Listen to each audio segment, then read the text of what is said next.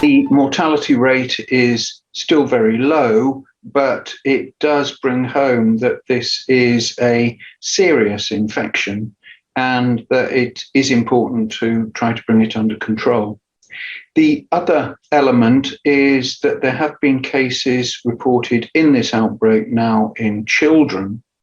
And again, that is worrying for two reasons. One is that we believe that children under 8 are at high risk of getting serious disease if they get infected, but also the challenges of controlling close contact between children is a challenge, and it's a different challenge to trying to control close contact between adults.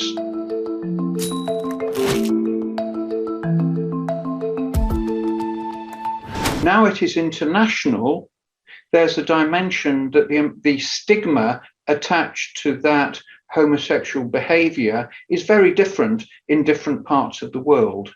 And so there is a need, I think, to try to minimize that stigma as much as possible if we want to control this. Otherwise, transmission is going to be driven underground and we will be in a worse situation than we are at the moment.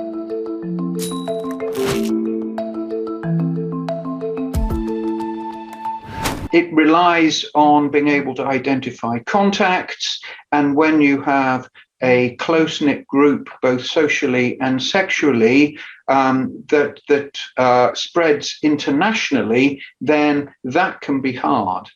And so, again, international cooperation is important, but even so, it's proved challenging to do that.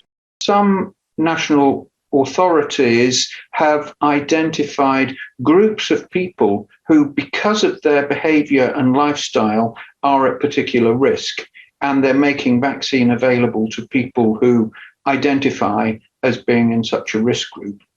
Also, people who have been exposed to cases or suspected cases, if it's within, ideally, 5 days of that exposure, they are being offered the vaccine as well. And we believe that it will be effective in preventing the majority of infections leading to disease.